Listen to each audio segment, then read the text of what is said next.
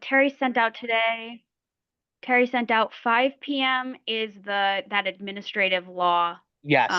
Code public hearing. So that's from 5 to 5:30. And Then 5:30 to 5:30 to 6 is lodging and events public Yep. hearing, and then 6 to 1 hour. Yeah, 6 to 7. That's you want to hear what my thoughts? See what Hey, Janet. Yeah. Hi, Margarita. Hi. Hi. Hello.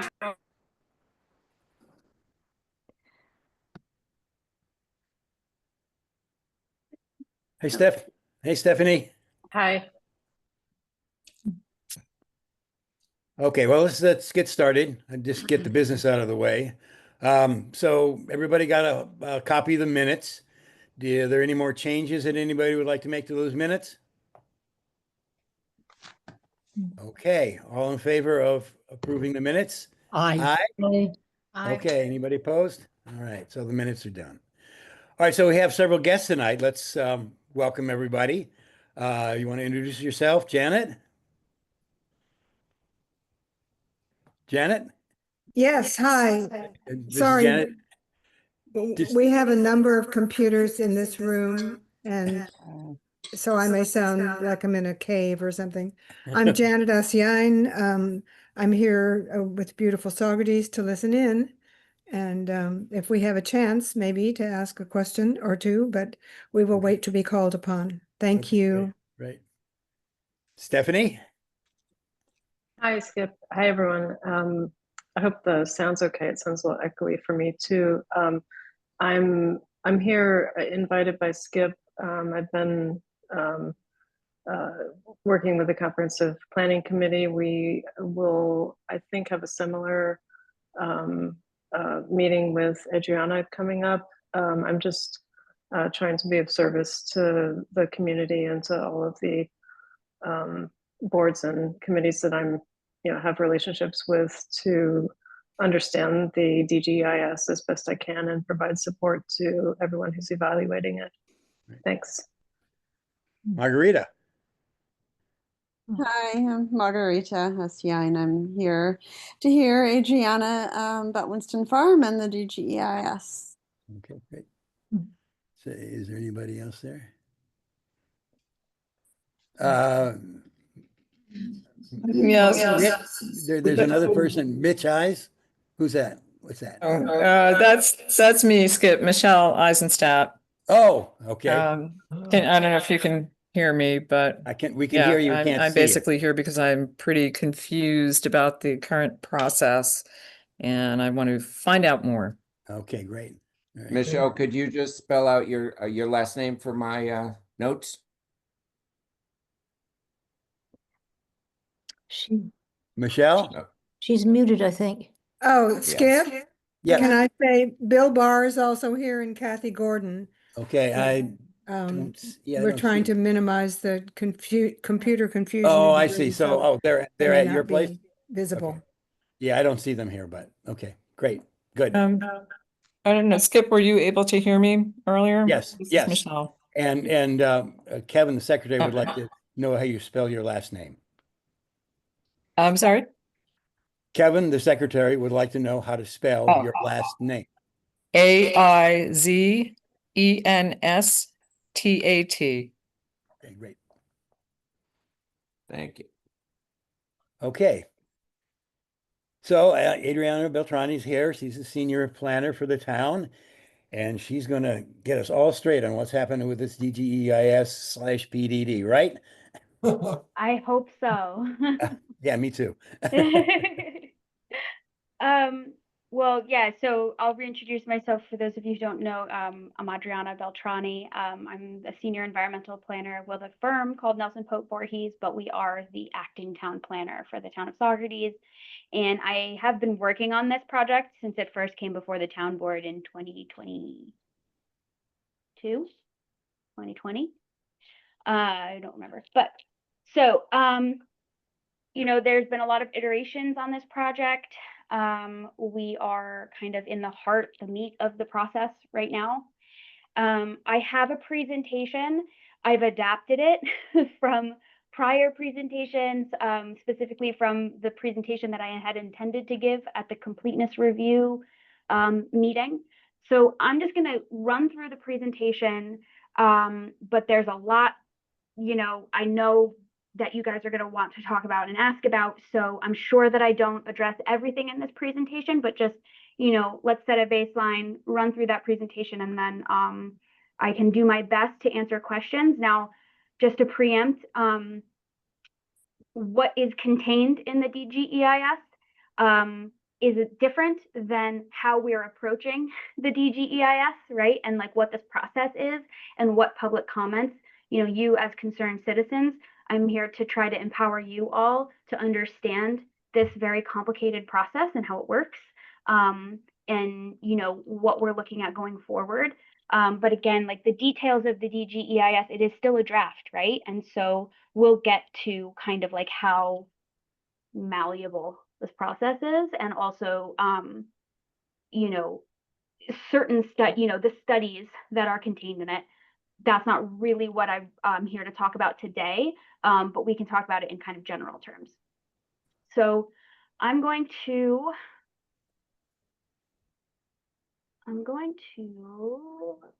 open up the PowerPoint. There we go. I'm going to do this. Sorry, I'm just gonna shift around some of my screens here because I've got a lot of them. Here we go. Okay. All right. So is everyone seeing the title slide of my screen? Yep. Yeah? Yes. Okay, good. All right. So DGEIS review and next steps. So what happened a couple of weeks ago is that the town board issued a notice of completion on the document. It certified that the DGEIS is adequate for public review and began the comment period that is necessary for the final GEIS and the finding statement. We'll get into what that means in a minute, but just if you guys are familiar with this flow chart that's kind of at the bottom, it's been on the town website for quite some time as well.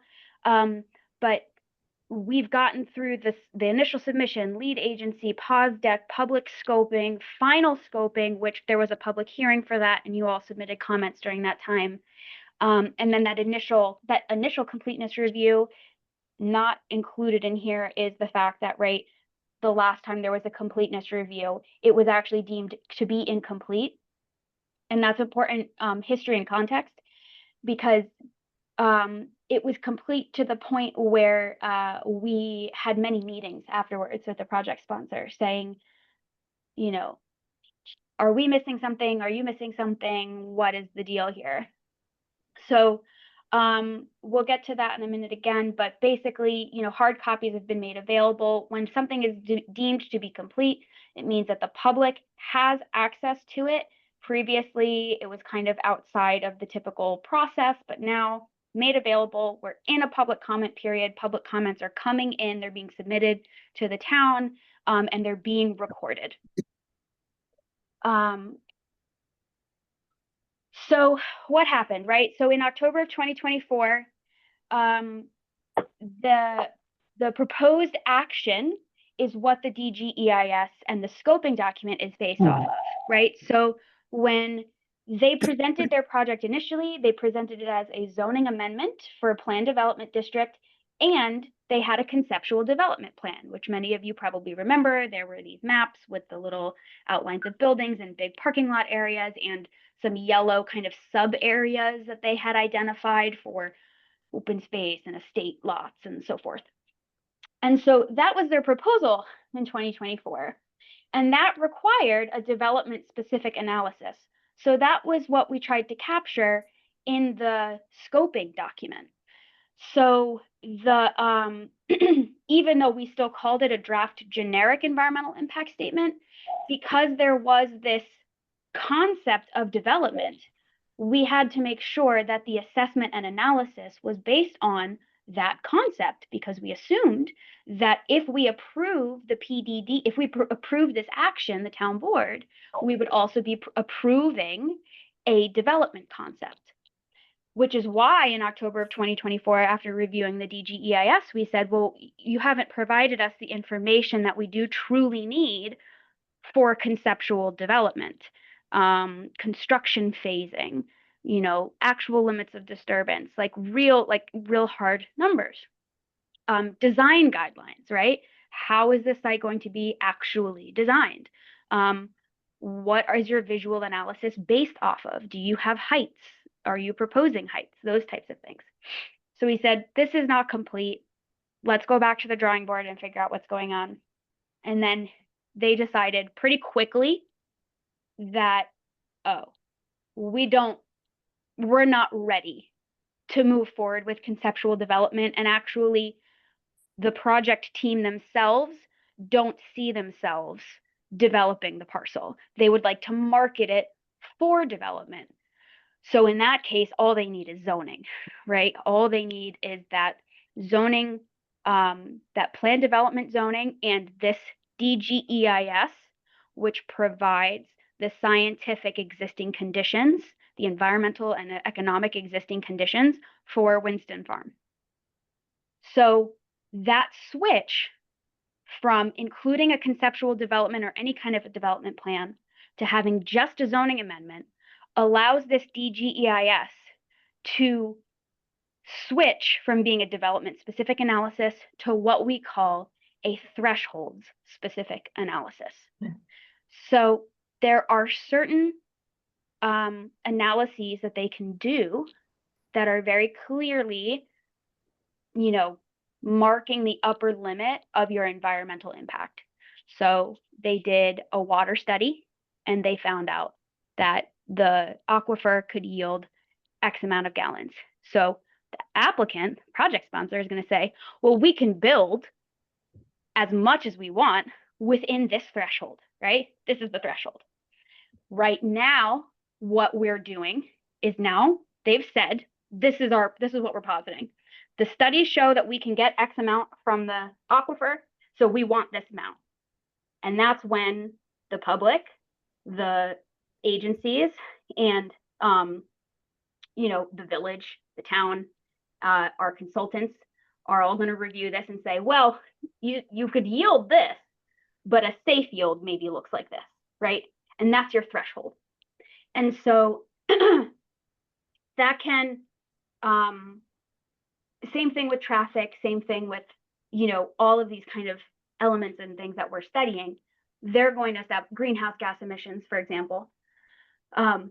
We're going to be trying to establish what the thresholds are.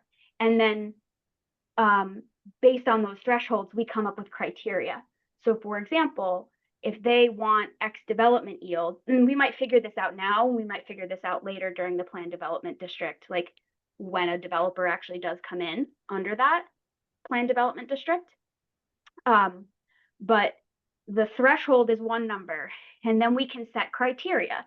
So we can say, you know, within the planned development district, you need to be LEED certified, or you need to meet certain code requirements, or be developed in such a way, right, to preserve certain resources and so forth. So we're actually in a bit more of a, to me, it feels a little bit more like comprehensive planning just for like 840 acres than the previous process that was very like a much more black and white process. So as I've said, it removes the need to discuss specific development impacts and, allows the lead agency to identify thresholds and criteria for future development. So the thresholds are really within the GEIS, or the GEIS and the finding statement, and the criteria will end up definitely in the finding statement and in the planned development district language itself. And so the planned development district zoning district will end up in the town code if you've ever reviewed e-codes, and it will be required to refer to this environmental analysis. So what is a planned development district? Simply put, there's a lot of academic language and studies and papers on planned development districts, also referred to as planned unit developments. Traditional neighborhood developments is kind of another term, sort of the same thing, similar. But a planned development district is a tool to facilitate flexible and site-wide plan development. It is a process for reviewing and approving a plan. So some PDDs refer to plans that already exist, but most don't. Most outline a process and the criteria that you need to meet in order to get through each phase of the process. So what is this process going to look like generally? We're not really sure. We have our opinions about how this language could be strengthened. The thing about plan development districts, right, is so flexibility can yield human-scaled, walkable, sustainable, creative site designs and communities. It can also, if you don't write them well, green light almost anything that comes through, right? So there's that balance that the town and their consultants are very aware of.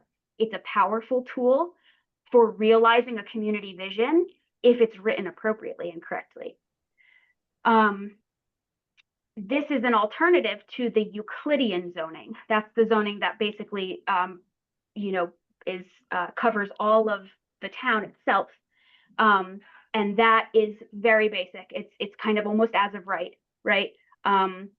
In the moderate density residential zoning district, you are allowed to place one single family home on 1 acre. You must have a 35-foot front yard setback, a 50-foot side yard setback, right? And those are your requirements. And as long as you meet those and you get the right permits, we can approve you, right? This is different. This is not that. This actually outlines its very own planning process. So it includes 3 major steps, and it may include more steps. We don't know yet. The first thing that we have to address in a planned development district outside of environmental studies is what does the master plan look like?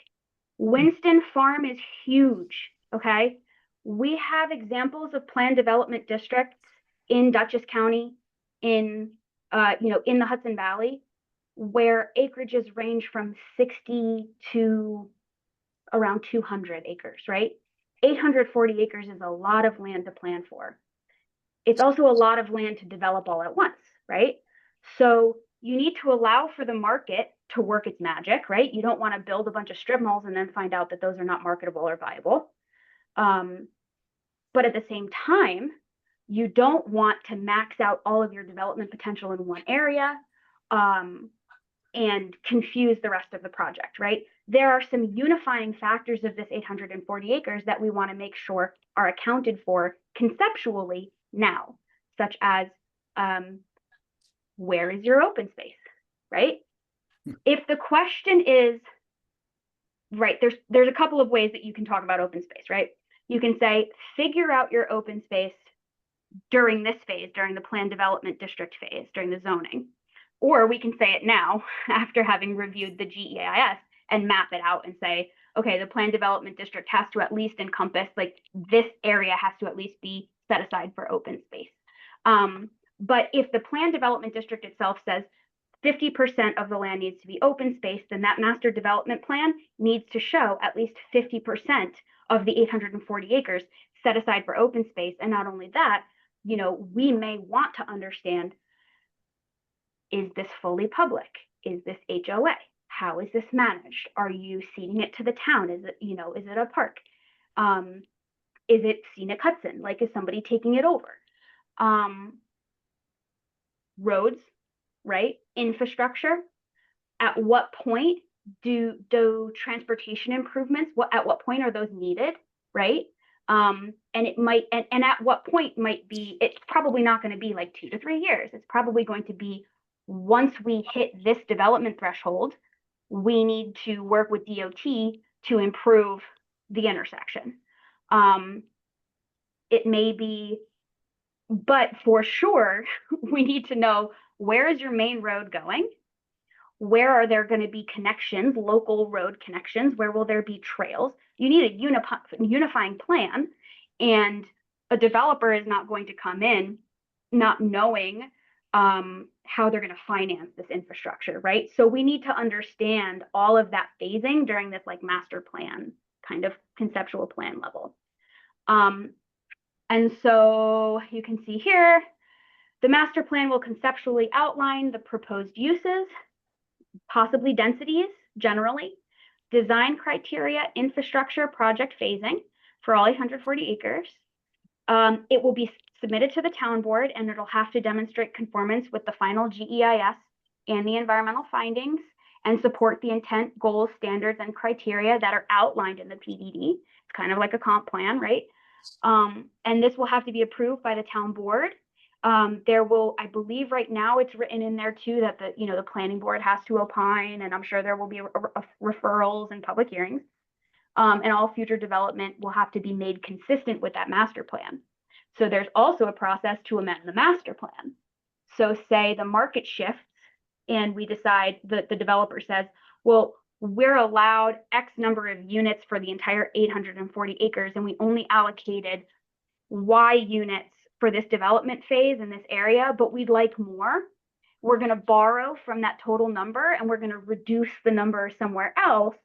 So we at NPV, when we do this, we have spreadsheets and dates, right? So anytime an applicant comes in with an amendment like this, we're tracking against what does the GEIS say, like what has been studied environmentally, what has been proposed from a master plan standpoint, and now what's being proposed from an actual development, site-specific development standpoint.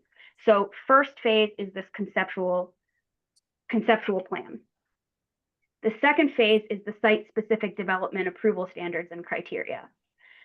So again, like I've said, getting a little ahead of myself, but phase development may commence as the market allows. The planned development district may outline at what point certain amenities or infrastructure improvements must be developed, materials that have to be submitted for site-specific development review and approvals. This is essentially like a planning board site plan review at the planning board level, right? But that means that we need to have figured our stuff out at that point. And then the third step is the overall procedures for review and approval, right? So this is the legal stuff. Outlines who reviews each project, how long the review should take, what standards have to be met versus which ones are a bit more discretionary. When will extra studies or changes be needed? That will also be in the final and the finding statement. So that will be in seeker and it will be in this law. And again, that helps everyone from the town to the community and developers kind of know what to expect. So that's the planned development district in a nutshell. But I think what is kind of a benefit to this process now is that I think the two documents that we're contemplating, the GEIS and the planned development district, make more sense when they're put together this way. Because when you added the conceptual development plan, it was still being billed as a concept plan. So we weren't guaranteed that would be the development pattern, but they were indicating that it might be the development pattern. And that's something that's just really hard to study and really hard to figure out how you're supposed to be allowed to permit something like that, right? So the assessment previously was like they're going to make it through this planned development district approval process as part of the EIS, which we're not doing anymore. There's no development being approved whatsoever. There's a process for looking at that development in the future that's being codified. So why is it necessary to approve the PDD before there's an MDP on the table? That's a good question. So the PDD it constitutes zoning language. So that's the law that a master development plan would come in under. So previously, we were looking at both the planned development district and the MDP at the same time in the same phase. So we would have had a lot more consistency review to figure out, Now they're saying, okay, we're going to figure out the environmental thresholds for the entire 840 acres, and then we're going to stop the process. And now we have a law that encapsulates the community's vision, the town's board's concerns, the like realistic infrastructure issues and requirements. And now the goal is to have a planned development district that the town board can feel confident navigating through and getting the outcome that they want to see. Why not do them simultaneously with a real plan on the table? Yeah. Why, rather than having to worry about the language, etc., because the person who is paying for this process is not ready and does not want to develop the site. They want to be able to market the site to another developer. And that's like the simplest reason. And I will say that the process we're in now, where it's just the GEIS relating directly to the PDD, a lot of communities go through this on their own without having a project sponsor. So because anytime you adopt zoning that impacts more than 25 acres of land, you have to go through the seeker process. So usually you perform a generic environmental review. And often the town board is the lead agency for their own project. So they would be reviewing the environmental concerns and serving as the decision-making body for that zoning. So this is an interesting case.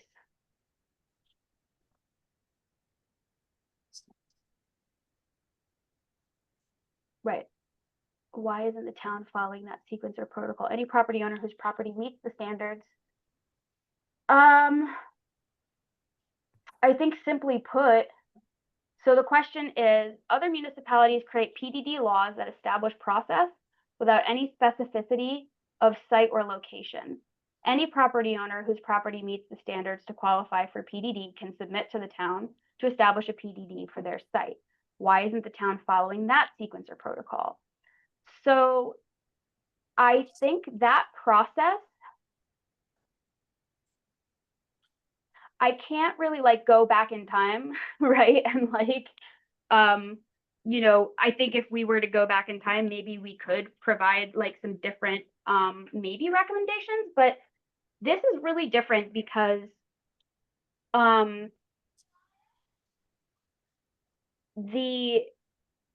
often when a community establishes a PDD, the sites are much smaller, so the potential environmental impacts are much more narrow, and they're much more they're easier to review or address by the municipality that's promulgating the PDD. So for example, like, you know, the town of Poughkeepsie has a general PDD district for affordable housing, right? And that can apply to, you know, let's just say, I'm not sure exactly what the thresholds are, but a qualifying property is, you know, 5 acres or more, and it must be connected to sewer and water.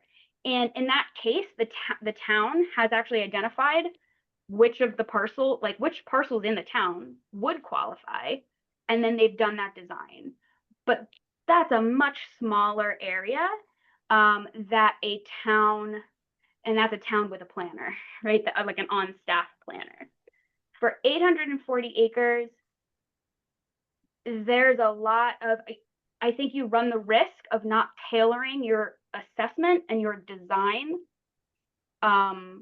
specifically to that site. This is just a much more expensive project in general.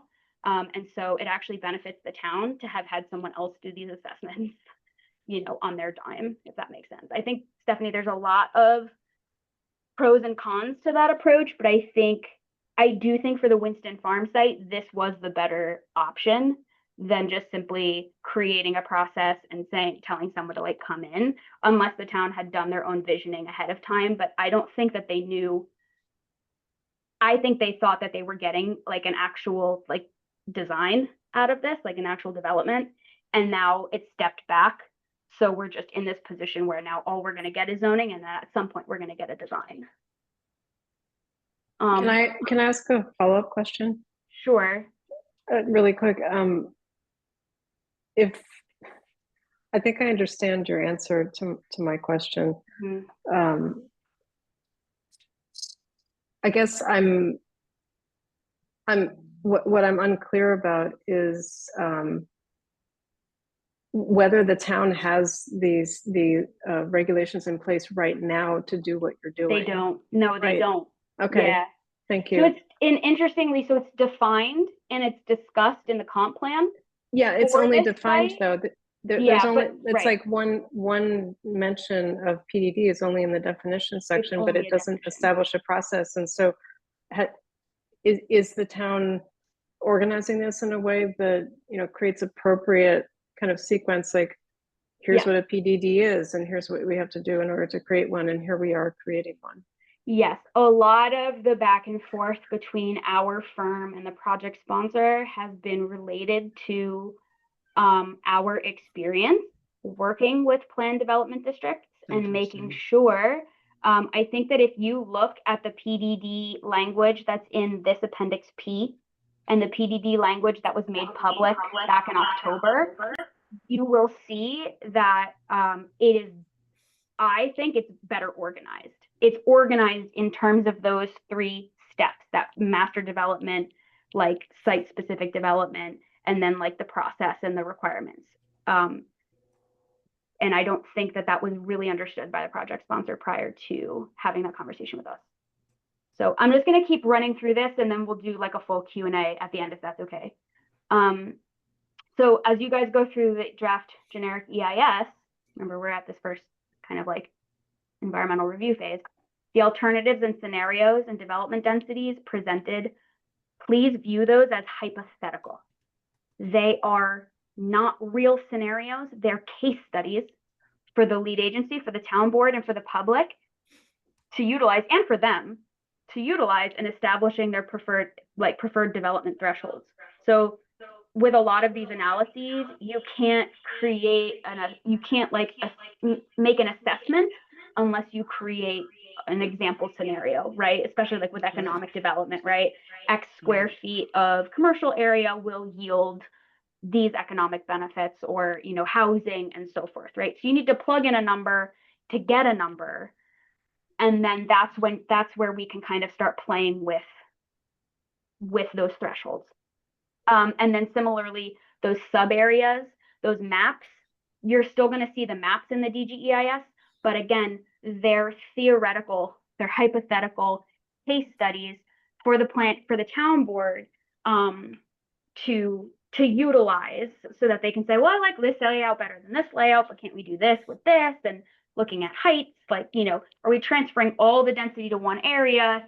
Does that mean that we're going higher, right, to get all of that development density in? And is that height appropriate? Are we figuring that out now or later? And if we decide to figure that out later during the planned development district process, we need to establish in the planned development district how we're going to assess that, right? Like, are there maximum thresholds and so forth? So the next steps. So we are here. The DGEIS was prepared by the project sponsor that studies and proposes the environmental thresholds, explores hypothetical scenarios, and proposes some draft PDD language. Then the final GEIS is a response to comments. So right now we're in the public comment period. The public comments will be received and cataloged. They are being received and cataloged as we receive them, written ones. Public hearings, there will be a court stenographer at the public hearings. And all comments will be pulled out of that stenographic report. So make sure when you go up there, so that the stenographer doesn't have to ask, give your name and your affiliation so that we can catalog all of that, right? Then the final GEIS will be a response. We'll group them into categories. So if a bunch of people have the same comment on wildlife, we'll group them all together. And then there will be one response. And then all detailed comments will be an appendix to that final GEIS. So when the final GEIS is submitted by the lead agency, also this is the lead agency's document. So what's going to happen is that the project sponsor, since they know the project and they know their assessments, they're going to take a first pass at responding to all of the public comment once the public comment closes. And then the lead agency, i.e., you know, us with help from the town board and guidance from the town board, will review the FGEIS and to ensure that it really reflects the town of Saugerties goals and objectives and view of the project in general, right? So you're going to see you all, because you have a nuanced understanding of this stuff, are going to see some nuanced language coming out of, we're going to say, this is the lead agency's document. The lead agency is going to establish the thresholds. And some folks are going to say, well, no, the DGEIS has established the thresholds. The DGEIS has proposed the thresholds, right? They've provided you with the information to consider thresholds, but it's the lead agency, the town board, that establishes what those thresholds are in consultation with the project sponsor, right? Because it has to be a marketable project. So we have to have a rationale for that. Once the FGEIS is complete, excuse me, I'm sorry, we have between 10 and 30 days to prepare a findings statement, which summarizes this whole process, all of the considerations and the kind of final thresholds and criteria under each topic. That closes the seeker process. Once you establish findings, once you adopt the finding statement, that closes the seeker process. We're done with this seeker process. The town board will adopt the planned development district the same way they adopt any other zoning district, and future development will go through the planned development district process. And if they exceed any thresholds or they introduce anything that wasn't studied in the DGEIS, they'll have to do a supplemental seeker review. A little bit more on thresholds and criteria, some examples. Identifying the point at which or threshold beyond which additional seeker review may be required. So if you see something in the DGEIS that doesn't go far enough and you want to see more, that's a substantive comment. Identifying a maximum threshold for the use of specific resources. I think we've gone over that one. Identify criteria to be demonstrated for conceptual or site-specific development. And identify the point at which additional studies or phasing plans must be provided. These are, again, memorialized within the final GEIS and the finding statement, and future development that's proposed within the PDD will have to refer to these thresholds. So I think they all kind of nest within each other, right? Between now and July 28th, written substantive comment will be accepted. I think I've given you all this guidance before previously, so I'm not going to belabor it. But verbal comment at the public hearing is great. Written comment during the public hearing period is encouraged, please. And then one set of comments submitted on behalf of a group is also encouraged, just so that we can, keep that gigantic document, to a normal gigantic size. Public hearings are June 18th and July 16th. All of this stuff is available on the Winston Farm webpage, which may have just opened. No, it didn't. But I'm sure you are all quite familiar with that since you all have been able to access previously. So, it seems like I've stopped sharing my screen as well, so that's good. Okay. So with that, I guess Skip, do you want me to take comments? Do you want to? There are several in the chat there. Yeah. Can I interrupt for 1 second, Skip and Adriana? Sorry. If I could just get why iPad 7 and the phone number 845-417-5555 to identify themselves, please.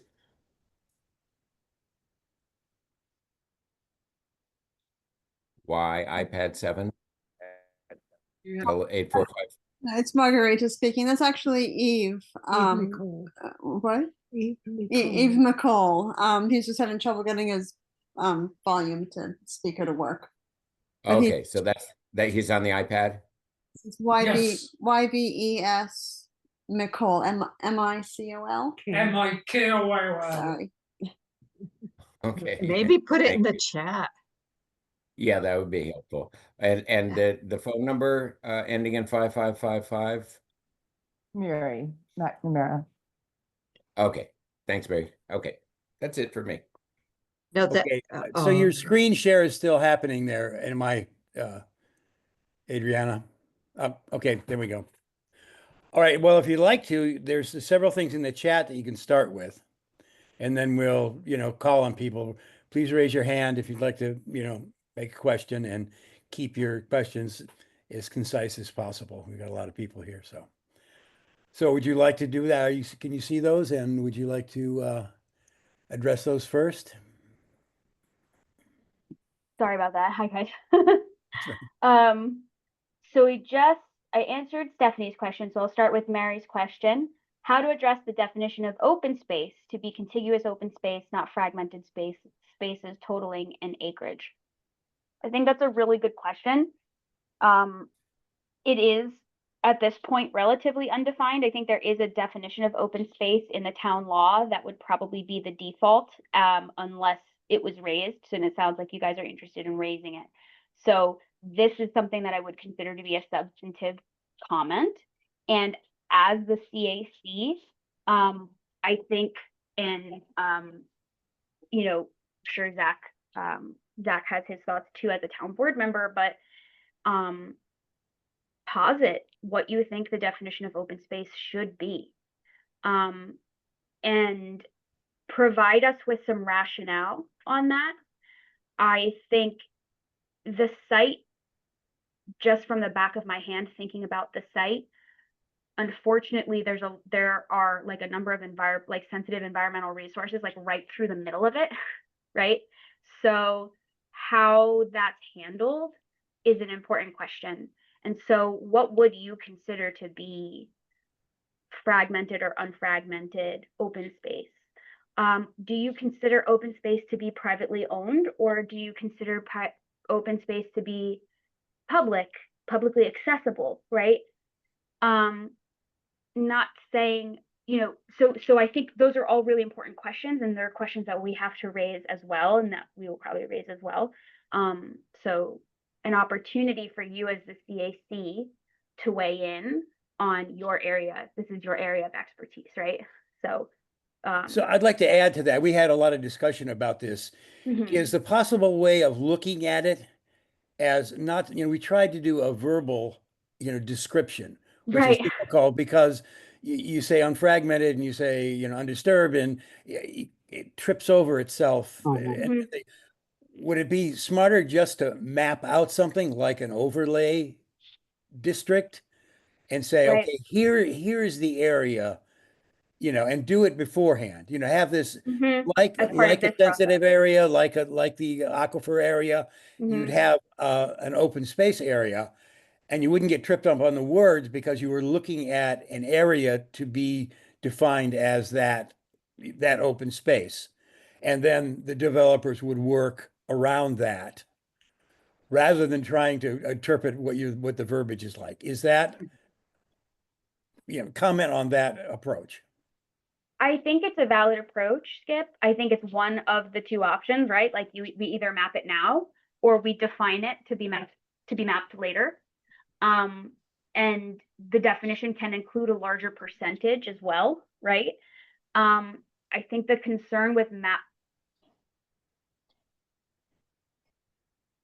maybe not concern, but a thought, putting myself in the project sponsor's shoes, seeing it mapped now, they would have to agree to that map, right? And so we have to make sure that that's a feasible area of open space for them. We have suggested since the beginning 75%. We've suggested larger numbers than 50%, let's put it that way. And they've always been defaulting to 50%, right? So, and they've said, well, let's hear what the public has to say. Let's hear what the public has to say. So this is their opportunity to hear what the public has to say. And I really am not sure, I'm just kind of part of the negotiating party at that point. Okay. Adriana, can I interject for a moment? Sure. Yeah. Just my opinion, like Skip mentioned, the members of the committee, they've been going back and forth some time now on the definition of open space and who bears that responsibility in defining it. I personally think that this is an opportunity and a good opportunity for the town to be a little bit more strict as opposed to what our default language is. Mhm. With that being said, would it be appropriate, would it be possible to offer up an open space definition that reflects both private property percentage and areas that would be accessible to the public? Can we define a percentage of both? Can we Mhm. define a higher percentage in favor of public access and then a lower portion for private? Is that something that's been done? Yeah, Okay. absolutely. Yeah, you could state like, a minimum of 50% public open space, Okay. where conservation easements would be utilized or deed restrictions Okay. would be utilized to ensure contiguous unfragmented, backyards, etc. Okay. Yeah, Sure. and that's a tool that we use a lot of planning board as well. Thank you. Yeah. So let's continue this on the questions. Let's talk about open space now. We're on the subject, and I know a lot of people have comments. So let's do it all unfragmented one right now. So people who have questions about open space, let's have that now. So Sure. Mary? Yeah, thank you. As we know, in the zoning ordinance that exists right now, there is a forest preservation land definition. Mhm. So my thinking would be for the town to consider the western part of the site where the DGEIS says there are 500 acres of forested land, Mhm. et cetera. I don't have the definition right in front of me, but it's contiguous. It's forested land, and it's in the definition right now. It supports the public interest, et cetera. So to carve out in the PDD that portion of the property as a forest preserve land as defined in the present zoning law, or perhaps with the modified definition. And that Right. would be the 500 acres that could be preserved as open space Not or 500, I guess. not. Yeah, so continuing, I think I'm understanding what you're saying, Mary, is continuing on that kind of hybrid approach of saying this area that you've already identified as open space should be mapped as open space, and then additional open space to be incorporated per the definition of open space that we come up with, or unfragmented land, or you could come up with some thresholds and criteria for the allocation of open space within a site specific or master development plan. Now, what I'm actually saying is that to preserve the 500 acres on the western part, which is a forested area, carve that out. That is to be preserved as undeveloped is the part of the wording in the current zoning law, undeveloped. And that is to stand as it is undeveloped. And that would be part of the, there you go. That would be in the PDD. So Right. those 500 acres, Mhm. undeveloped, undisturbed, Right. that's carved out. Right. So the open space that they're showing is 227 acres. So are you proposing like this whole western area? Yes, the 500 acres. Right. And I'm not saying open space right now. Let's put that, it's related to open space. Like forest preserve. So this is the Forest right. preserve. So this is the like traditional neighborhood alternative where they are kind of showing 595 plus or minus Right. almost 600 acres, right, Right. in this western Right. area. Right. So that would be in the PDD, undeveloped, undisturbed, forest preserved land. That's what that would be. Preserved land. Yeah, I mean, how you want to word your recommendation is up to you. You could also simply just state your support of the traditional neighborhood development alternative in as far as it preserves the unfragmented, but we recommend, or it should be required that this be in perpetuity mapped and like dealt with as early on in the process as possible, if not during this process. Once this all closes out, right, we're having these conversations with the project sponsor to see what they're willing to do. They included this alternative because the town board was very adamant that this be included. What I don't know, and this is taking it away from open space a little bit, but just so that you guys are all aware, this is a transfer of density. So I actually don't know what I haven't gotten into the details on it. I don't know what the height of these buildings would have to be in order for them to make back all of this density. Right. So that's a question. But yes, Mary, I think that you're onto something with that recommendation. Okay, and just to And- expand on that point a little bit, we're also looking at the threshold for greenhouse gas emissions. So preserving that forested area for sequestering carbon would be a mitigating way it would be a mitigation method to reduce the greenhouse gas emissions, which we all expect to be enormous if this kind of a development. So Right. it would serve two purposes. It would serve the purpose of helping us with greenhouse gas emissions, and also, preserving that precious forested area, which I understand also there's a lot of outcropping there, and much of it is not really developable. So, Right. and I just to finally, as I understand what you said, the developer would have to agree. Is not the town in the driver's seat? Isn't it not up to the town and the public to decide what is going to happen on this property? It is to a degree, but seeker does require the balance of the interests, right?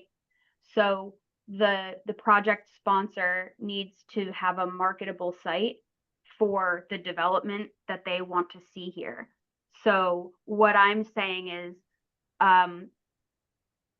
there's a difference to the project sponsor / a future developer with placing this information on a map now and defining it and allowing someone to come up with what they think. So if this is a little more, let's say this is 60% of the site. Well, I guess it is 60%. Yeah, 3/5. Like 60 or 75% of the site. You could say you have to demonstrate 60 to 70% of the site as unfragmented open space and let them figure it out. And it's probably going to end up looking something like this. Or you could map it now. One of those may be more palatable than the other, right? To certain parties. Okay, thank you. Yeah. Okay, Mike? Am I up? Okay. Yeah. And could we take I can't see everybody. So we could take I can take the screen down. Screen shave down? Yeah. Okay, thanks. Okay, Mike? Well, since we went to this traditional neighborhood development, are you saying that the CAC could be recommending that as the plan? Yeah. Okay, I just want to know about that. When you look at the whole map of the Winston Farm, the applicant has made certain statements already that remove certain parts of the property from being development. For instance, they talk about an easement for Central Hudson of 69 acres. They also talk about 30 acres that have been developed. So they removed 99 acres from the total of 840, giving us about 741 acres of open space. And according to at least our open space plan, we should be able to get at a minimum 370 acres of open space. My question is this: if you looked at the map now, also under one of the thresholds, they're required to put in a buffer of 125 feet in the north end which would be Hummerville Road on the west side, which would be Lodge Road, and I guess Buffalo Road. So if you looked at the map now, you would be able to see a buffer. You'd be able to see the easement. You'd be able to see where the development is. The public would know that. If we, the main thing is getting a mapping overlay, as Skip said, open space overlay zone, so the public can actually see where the land that is going to be preserved is. And then the development and the remaining land is up to them. It's up to the planning board. It's up to input from the public. But I think it'd be very beneficial to the public to know in advance of any site planning where the open space is. And I don't know if that can be written in, as Mary said, into the PDD, so that it's taken off the board in a sense. Right. And I think that would be a positive thing for the developer, because it would be a positive statement to the public that they really do support it. So is that possible? Yeah, and I think that what you're saying is I think it's very well supported, what you just said, right? And so in my mind, I'm imagining how you might structure these comments, right? Generally, we're in favor of this concept. There are many ways to deal with open space. You can deal with it this way, you can deal with it this way. We feel that the benefit of mapping it or identifying it early on is that it provides the public the confidence of knowing what that open space outcome is that they care so much about.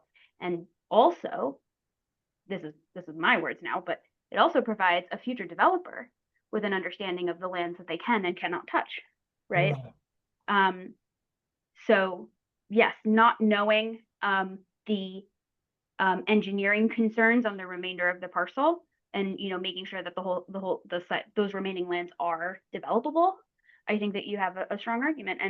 And again, the way that I am approaching this conversation is, right, like what are your constructive comments to the lead agency, because the lead agency will review these constructive comments and bring them to the developer, bring them to the project sponsor, and we'll start discussing what this final version looks like.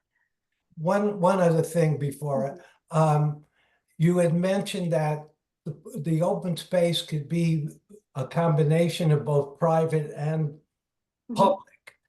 So what would happen? The private land would be a conservation easement?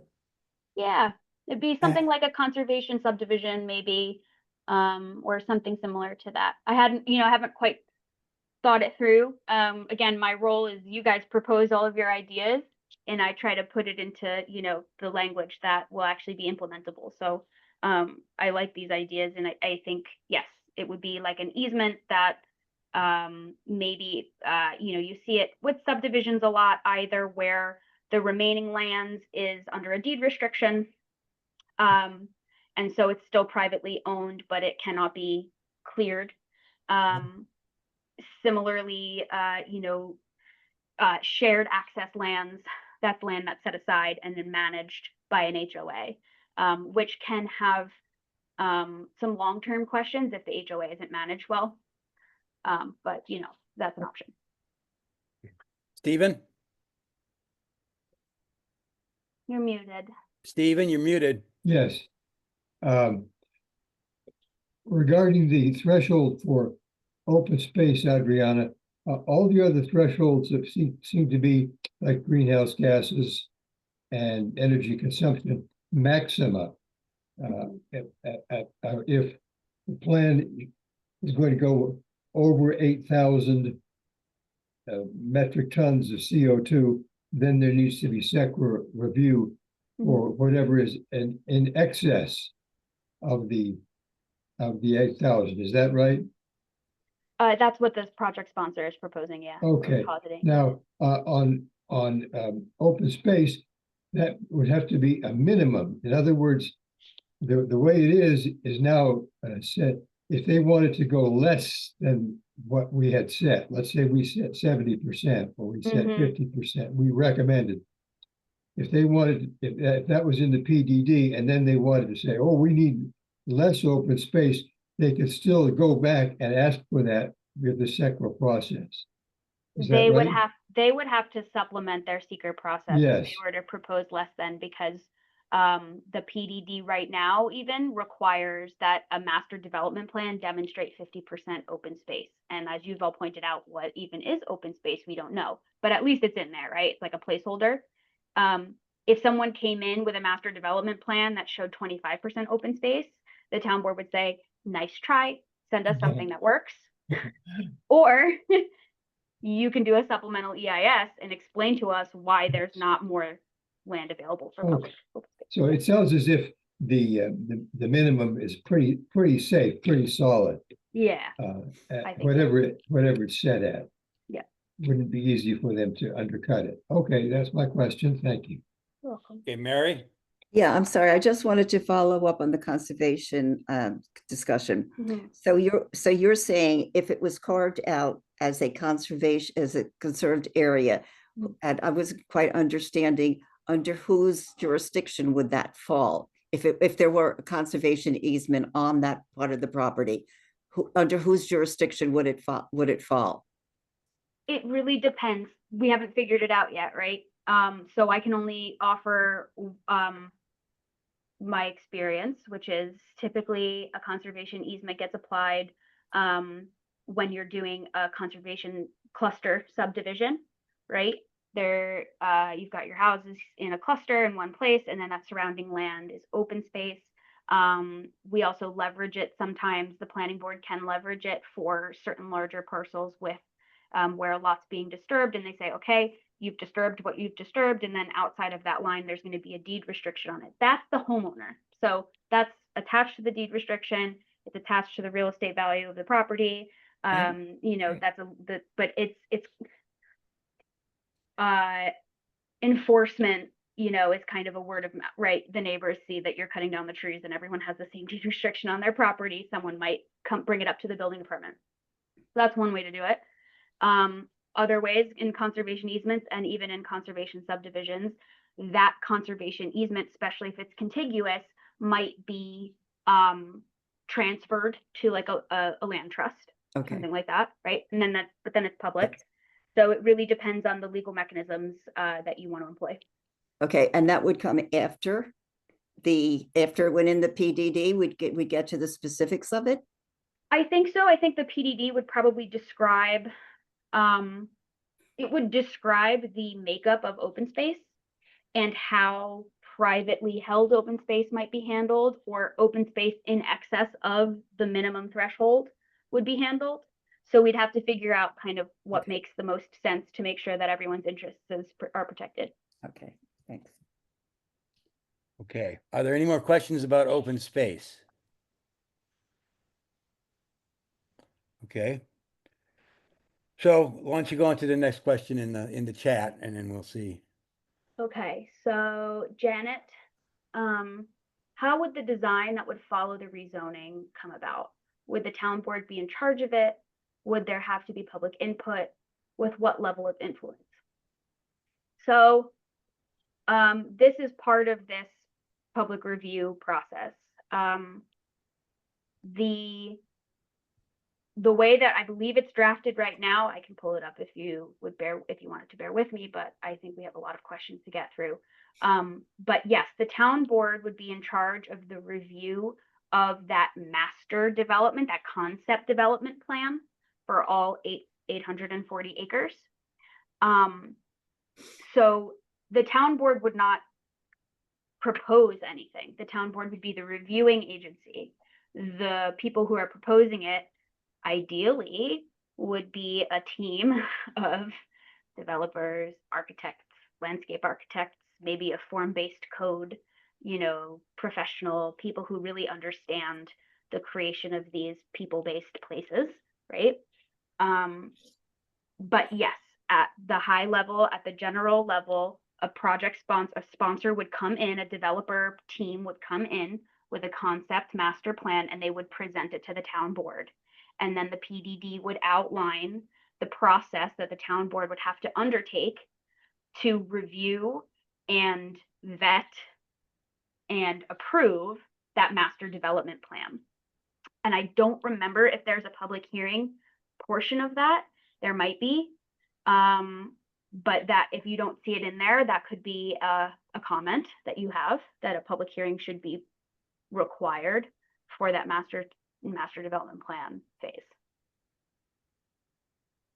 And yeah, the town board would be the sole approving body of the master development plan.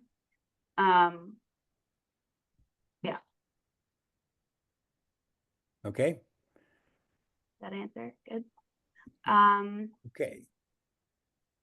Next. Michelle, so there's no extending past 30 days now, correct? For example, if there needs to be more public education about the process. Well, the public comment process is like May, June. It's a little over 2 months. It's almost exactly 2 months, so more like 60 days. So I believe it's been set the way it's been set, and if there was any interest in expanding or extending that public hearing process, I would leave that to the legal minds to discuss. Okay. Stephanie Bassler, can you provide examples of well-written PDD laws in other municipalities that utilize thresholds? Yeah, that's a tough one. I'd have to think about it. I know, Stephanie, that I've sent you some examples. I have not sent you examples. I think I sent the CAC some examples maybe, but. You mentioned them in a brief email exchange, but I didn't Oh, receive and then I anything never from sent you. them. No. So on eCode 360, you can find the PDD law for Bellafield. You can find the PDD law or planned unit development law. You could find for Tuxedo Reserve. So these are some examples of ones. I can't speak to their, how well written they are. Bellafield, I think, is quite well written. Tradition in Red Hook and Eastdale Village in Poughkeepsie, all very different projects from this, I will grant you, so please keep that in mind. The thing about the thresholds, though, Stephanie, is that often those are incorporated in the environmental review process and in the finding statement, and that's not usually on eCodes, so you'd have to kind of dig for the thresholds. And you'll find that I believe Bellafield has undergone a supplemental. I believe that the initial concept plan that was approved, I think it may have been approved around 2008. And so things changed and the developer team changed. Howerton came in with this great agritourism kind of concept, and now they're kind of moving forward on that. But that's pretty well, that's in construction right now. So if you did dig on the Town of Hyde Park website, you could kind of see the progression of how these processes work and how long it takes to get this type of development through. Adriana, Yeah. can I just, I couldn't find my unmute button before, Sure. so Okay. just, what I mean is, let's say, for example, that we would like to see, public would like to see more of like the shape of what the final statement is going to be before we are finished with our comments. I mean, is it at the discretion of the town right now to extend this period of time for public comment, or is there like a legal limit at this point? There's not a legal limit, but there is a best practice. Once we start kind of seeing a lot of the same comments, that's your indication that we're not really going to get much new information. And I think you said something about, So there's a period of time after the FGEIS, it's between 10 and 30 days, when the FGEIS has been adopted, that it is made available to the public before the finding statement is adopted, but public comment is not accepted at that time.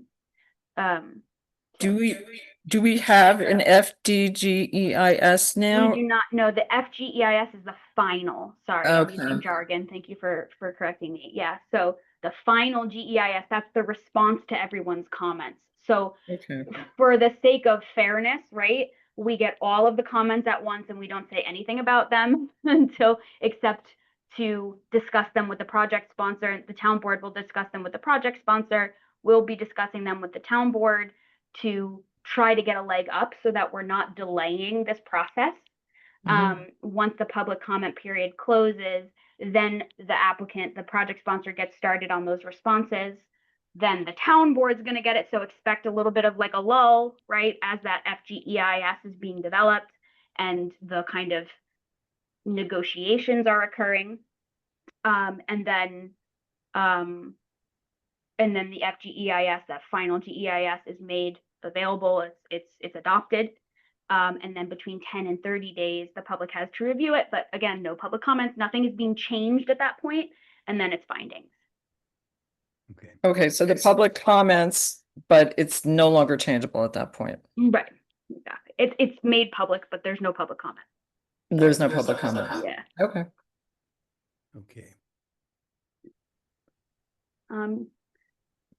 So Ken, if the owners are going to sell the 840 acres to other groups to be developed in the future by them, is the town board going to require all the different plans to be submitted at the same time so the town board can make sure that taken all together they meet the threshold requirements in the PDD?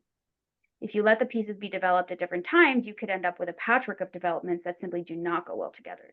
That's true, Ken. That's why we want to see that master development plan.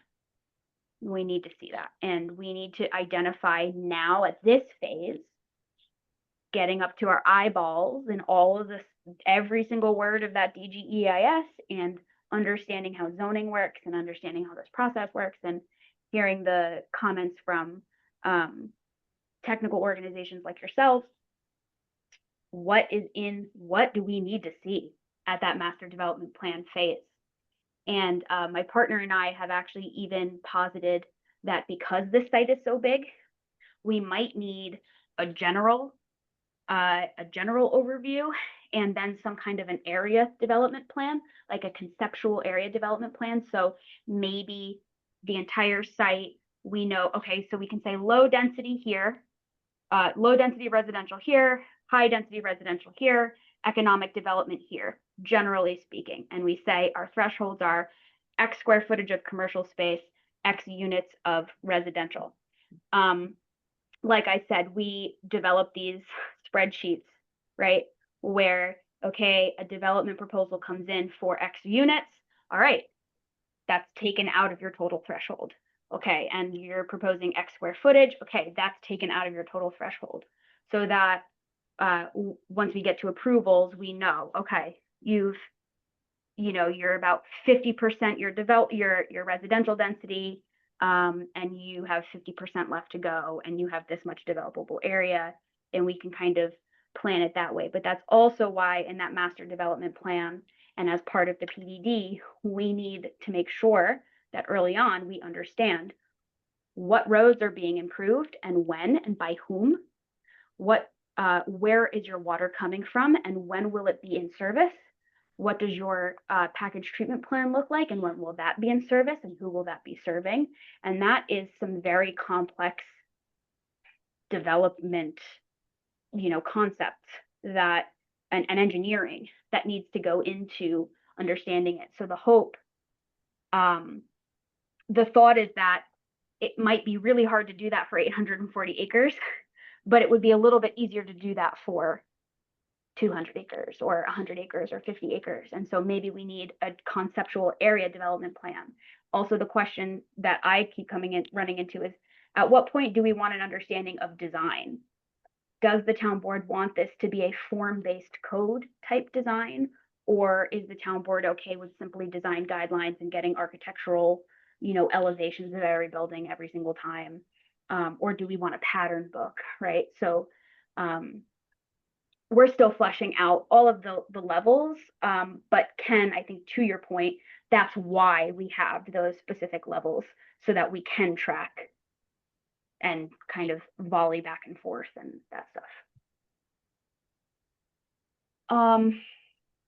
Bill Barr, could conservation easements be used to reserve open space? Not sure what that means. Can you expand on that? Sorry. Bill? Yeah, well, I think you answered it Oh, okay. several times. You said in the zoning in the PDD that you Yeah. could use conservation easements for certain Right. areas. Yeah, for So, additional open space yeah. conservation. So I asked that before you said that. Got it. Margarita, my understanding is that the DGIS did not include expanded wetland protections of January 1st. How will this be addressed? That's a great question. That will be in my memo. I'm not sure. We'll have to talk about it. The reality is that we know where these wetlands are. We could ask them to get a parcel determination. We could, you know, but all of that, those kind of jurisdictional issues, will come into play more on the development side of things, unless we want them mapped. I think the only question, let me take a look at some of these maps, is like if we were to apply a 100-foot buffer, would that totally mess with their proposals with these concepts? But again, these concepts are not set in stone. These concepts are theoretical and informative only. So another developer could come in with these expanded wetland protections that benefit the wetlands, right? And this would impact what they could build. So yes, good thought. I have the same question, but at this phase, I don't know that it's not like a major barrier, I think, one way or the other. And yes, won't the new DEC regs protect more wetlands? How should we think about those protections in our comments? Think about them. I mean, you guys are the skilled. You guys have the skills on this one. For me, how should we think about these protections in our comments? Support them, right? I mean, if you want to support the DEC and you like these wetland regulations, I think you should point out that they're not considered in this DGEIS and this GEIS, this document. Ensure that the town board utilizes the DEC regulations, that maybe something can be written into the PDD. But if it's state law, it's local law, right? So yeah, it's an interesting question. And since I work on the site plan review side of all of this stuff for the planning board, I can speak to that on a much more literal, you know, site-specific site development level. But since we're not there yet, I'm not sure. I'd love for you to educate me on what the concerns are. I'm unclear as to who or what entity would write and monitor the master development plan. That would be a developer team. Monitor would be the town, and the planning board, and me, if I'm still here, which I hope it to be. But yeah, so a developer team. Again, I think Bellafield is pretty instructive. Hart Howerton, there's this like really great slide deck. They have these concept development plans. So you can kind of see how this all works in practice and then like what ends up getting developed in the long run.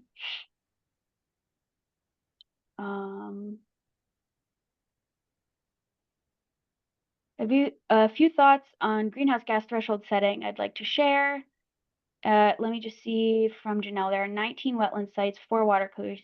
How will the PDD protect these areas with the new wetland protections in New York State? Yeah, I think that's a question, right? Like, I think that's a question for the project sponsor that you want them to respond to. And I think we want the town to think about as well. I think one thing that you all probably know is that the town doesn't have local wetland or stream protection regulations. And so anything that gets incorporated into the PDD would go above and beyond anything that's currently happening in the town. And that's a reality that it's a reality. I think the overlay protections are especially important. Yeah. I think from an academic perspective, the overlays are important from a Euclidean zoning perspective, but from a PDD perspective, we could write them in to be far more specific. And from a practical perspective, those overlays, well, I have my own feelings about how the overlays work in practice. So I think the spirit of the overlays is important, and we need to make sure that those get incorporated. So I'd like to point out something in the PDD. There was a statement that the PDD prevails over overlays if there's a conflict. That's in section G, number 3. Of the PDD, yes. And how is that possible? The PDD prevails over the overlays. I know. It means, so that's like a substantive comment that we as planners who would be implementing this would have for them, right? You know, and a lot of these comments have been brought up to them in the past and by us, and they've deferred to the public comment process Right, so to solve the problem. So okay, right. So that is a problem. Yeah. Okay. And Janet, to Michelle's question about writing and monitoring the MDP, what developer are we talking? Yeah, you're right. There's no developer. There is no developer right now. The project sponsor is just simply saying that they want the zoning. But I wouldn't call them, I'm trying not to call them a developer because they have stated that they have no intention of developing this site. So does that mean that there's no master development plan until they sell this thing to a developer? But then there's also a statement that the PDD is pursuant, that was a quote, the PDD is pursuant to a master development plan. What does that mean? The master development plan is pursuant to the PDD. Well, then maybe I read it wrong, but I'll check that out. But I read it the other way around. If that's and so again, I will probably go through and redline the PDD language. Right, because I think I read it. I couldn't figure out why that would be the case, but I did read that. Yeah, that's a good yeah. Okay. Oh, and Bill is saying that you are correct that that's what it says. Yeah, so no, the master development plan is pursuant to the PDD. The PDD is the zoning district. Yeah. Right. So that's a misprint or a misconception. Okay. Yeah, right. Good. Because my brain was frying on that one. So I know it's so hard. Sometimes you just short circuit. Right. Okay. So Stephanie, did you okay, so that's all the written comments. Does anybody else want to have a question? Yeah, I was just, I think that Adriana moved on from my note, which is just about the greenhouse gas thresholds, Skip, that you and I had been chatting about. Yeah. I just wanted to share a few thoughts about that. I have experience in building design for reduction in carbon impacts, and I'm really interested in seeing how or understanding how zoning can limit the carbon impacts of development. And I think that I see that the greenhouse gas thresholds are a number, and I don't know if I guess it's per year after build out, like complete 100% build out of the site. And I would caution the lead agency and maybe advise the CAC to create some comments, and I can support you in this on there needing to be some real specificity about how the greenhouse gas is measured, using what metrics, and because those can be utilized, in my experience, in a variety of different ways. When you look at emissions, is it on a per annum basis? Is it over the lifetime of a building's occupancy? Does it include embodied carbon, which is in the construction of buildings and is a of considerable impact in the emissions of built, the built environment is not just how you use them, but how you build them. I don't know if zoning can address that. I had expressed to Skip that I think that's a building code issue and that there'd be limitations on whether zoning can actually impose limits on the energy performance of buildings themselves. So I also would ask, how do we know if the threshold is actually imposing any meaningful limit on emissions, or is it just setting a number, that might be very generous and not really aligned with maybe some environmental goals of the town and of our community. So how do we know? Because I don't have the resources, and this is kind of in my adjacent to my area of work, but I can't find resources that would say, well, here's what you should set if you really want to be aggressive about limiting emissions for development. So how do we know that they're just not setting a kind of arbitrarily high number, which would be easy for any builder to comply with? And how do we know that the metrics that are being proposed, are appropriate, transparent, and understandable to the community? And didn't they even say in one place that the thresholds are based on the worst case scenario? Yeah, the reasonable worst So, case. I mean, that seems to be, this is really bad. And unless you go over this really bad thing, then you're okay. And it was right on so what's the point of there. having a threshold if it's like, if it imposes no limits on the Yes. I mean, the whole the idea environmental impacts. Yeah. The whole idea of the PDD in the town's view is to make something better than already exists. And if what already exists is this horrible amount of greenhouse gas, and you set that as your threshold, as your limit, then you're not improving anything. You're just allowing what already happened. So is the substantive comment about how do you prose that in your comments? How do you say, well, how are the thresholds determined and how enforced? I would start with questions on methodology, right? Because I believe that we had the same comments and they, generally remain those comments. So I would start there. And Stephanie, you have a lot more experience with this than I do. I have prepared community greenhouse gas inventories and I've prepared government greenhouse gas inventories, pursuant with the best practices. So I understand the general ideas, but how this community views greenhouse gases is an important element, I think, to this.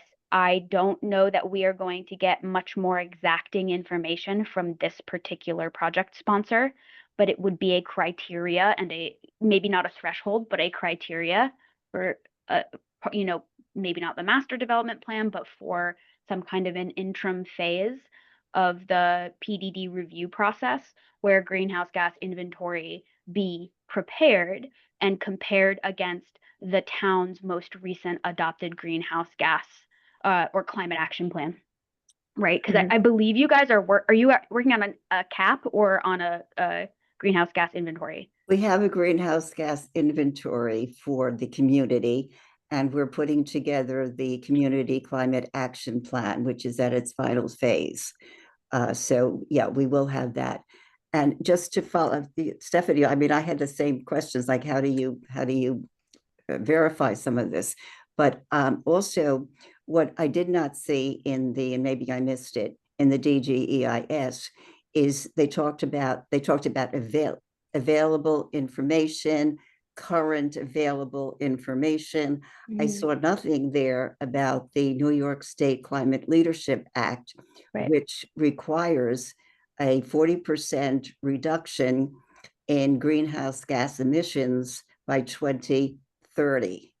That for this for the state.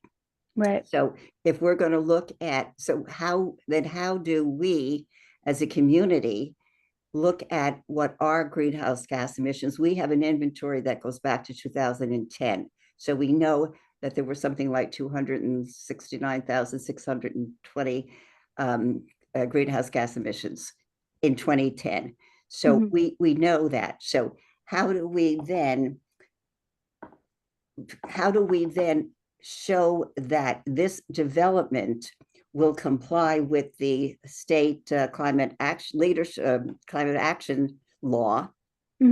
And so how do we work that into a scenario so that we're not going to exceed it? I think, again, with my this particular project sponsor team hat on, they have said, well, we're proposing that all buildings be electrified, which will reduce fuel-based greenhouse gas emissions, and we will be utilizing the New York State, the most up-to-date New York State building codes, and blah blah blah. And so I would say, right, to Stephanie's point, if you could quantify somehow like a building to building difference, right, in greenhouse gas emissions, maybe, because we wanted them to do this, and it just didn't happen. But right, like this building under these circumstances built in this way would emit X greenhouse gases versus a LEED certified building versus an Energy Star versus passive house, right? What are the differences? That would give the board at least something. But Mary, to your point about kind of the New York State thing, right? Frustratingly, because New York State sets these intentions. Yes. But they need to provide a path for the local community, right, to get there. And so the stretch code was part of that, right? And so Right. there and there's subsidies and there's all these things. But to compel an entire 840 acre potential development to do these things up front is going to be a challenge, right? Without a local impetus and a local requirement. So the adoption of your Community climate action plan. Yeah, your climate action plan, I think, will go a long way, even if you have a draft or things to reference at the time of your comments, could be valuable. And then actually, this relates to Margarita's question that just popped up. Are the sponsors not required to provide specifics for the thresholds for the PDD? And at this point, since we're dealing with the zoning, this particular proposed action, we're not dealing with actually development specific, a development outcome at the end of this seeker process. We can say, you did not provide specifics for this particular threshold. We've identified concerns with your methodology. We've identified community goals, and therefore, upon future review through the PDD, you need to demonstrate X, Y, and Z, right? Conformance with, you need to show us. So maybe it's at the master development plan level when you say, these are the units we're going to do, this is where we're going to do them, this is how we're going to build them, this is the design guideline. They come up with a greenhouse gas emissions inventory for the project, and they have to compare it against whatever the adopted climate action plan for the town of Saugerties is, because you can't possibly compare it to New York State. I think it's going to be a hard one to do. Yeah, just tangentially though, you mentioned that in terms of design standards, et cetera. And you mentioned that the sponsor's talking about going all electric, but that's just talk. It's not required. Exactly. So where do we, at what point and through what process do we make that required? There's the other thing, where we make it require that no fossil fuel infrastructure shall be permitted. Make that a provision that it's not permitted. Yeah, this would be the opportunity to do that. No, this would be the opportunity to bring it up so that it gets incorporated into the PDD. Okay. Yeah. And yes, it could be. So that can be done. I mean, there was some comment from Stephanie that sometimes codes and local or state codes and regulations can't be written in, but they can't, but those things like no fossil fuels could be written in. Yeah, At this stage, they could be, yeah. they could Yeah, be. just But also there's a New York state law that's going into effect in January of 2026, whereby any building 7 stories or fewer, no fossil fuel infrastructure will be allowed. And then by 2029, any building, residential, commercial, will fossil fuel infrastructure will not be allowed. So if we've got a state law there, but I still think it would be important to get those criteria into the PDD as well. my point, Skip, was when we were speaking about this was that I don't know if specific energy efficiency requirements beyond the current adopted building code and energy conservation code that's statewide, that's adopted statewide. I don't know if measures, sort of more stringent measures above and beyond those adopted codes could be imposed on a specific piece of property in a municipality. That I thought that a town would, I mean, and I don't know this for sure, but I thought that a town would have to adopt, for instance, the stretch code, the New York State stretch code, town-wide, and that it town-wide, right? And that it wouldn't be able to be targeted at a specific parcel. Not because I'm an attorney and know like how the these regulations are sort of managed on that level, but that's my kind of instinct. Is Yeah, that's Yeah. there are limits. Is that the case? Yeah. I'm not sure. I would have to, yeah, Stephanie, I would have to look into that as well myself. It makes sense. It sounds like spot zoning. Yeah, Yeah, it's right. It's a little So that makes a lot of sense. However, so this speaks to the nature of your comments as well. Like, I wouldn't get super hung up on making them perfect, because what I'm doing in my head right now is thinking, okay, well, what about some kind of a development density for a specific type of architectural design, right? Like for a passive house design, or right, like some benefits, a height, maybe a higher height limit, right? To encourage that traditional, that kind of tighter development, right? They have to be endorsed by the community, right? So if 90% of the comments are, oh, we don't want 5-story buildings, we only want 4-story buildings, and then we give them a bonus for a 5-story building, that might be a little questionable, but that's how we think about how we negotiate this kind of thing. Is, well, we want to keep our greenhouse gas emissions low.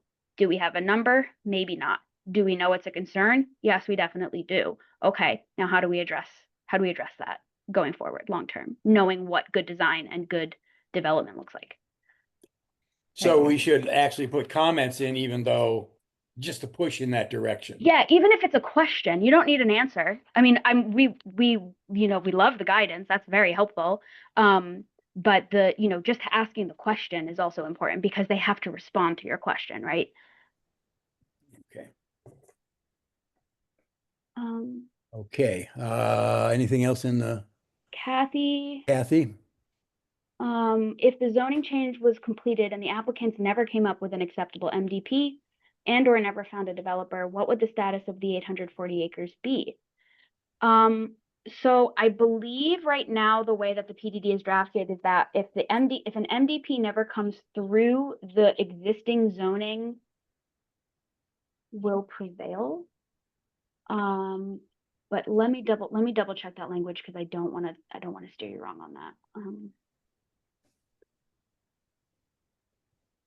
But what has happened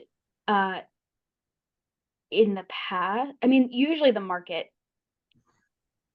will figure that part out. Let me look at it really quick, guys. Sorry.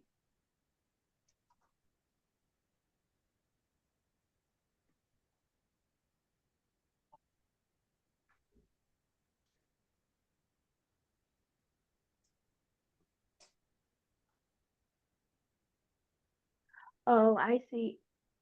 Skip, were you referring to the phrase, the PDD will be developed pursuant to a master development plan? Yes. Yeah, okay. That's the quote, right? Yeah, yeah, I think what's confusing is that the plan development district is an area. So that, I think that's what they're referring to, is like the area that's zoned PDD will only be developed pursuant to the master development plan. But the master So- development plan needs to also be yeah, I'll take a look at it. That's kind of circular thinking. Right.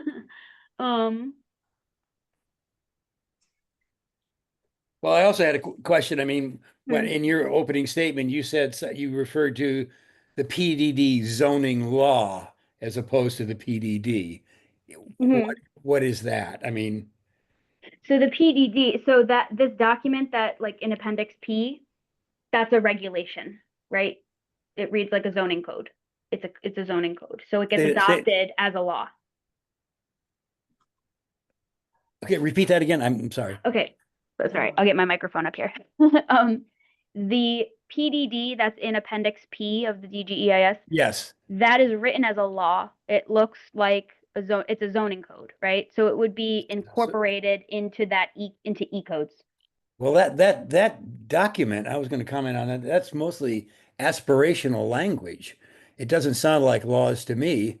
It sounds like, okay, we hope this will happen and this might happen. There's, language like, we'll encourage, we'll promote, we'll support. Yeah, right. And we anticipate.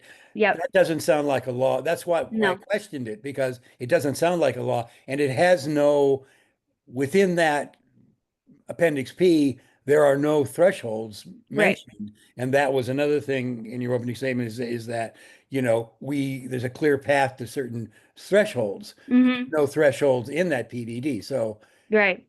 So yeah, so what we are looking for, and again, this PDD will be commented on, I found that section. I'm just gonna highlight it. Is what we will be commenting on is, right, so you have these intent and objectives. So in the finding statement or in this PDD itself, we have to say, how are you doing that? What's required of what is required of the master development plan so that we can confirm that the intent and objectives are met. I think the most low hanging fruit is to allow for affordable and or workforce housing in association with proposed residential development, which complies with Town of Saugerties affordable housing requirements. That's not a code section that works, right? And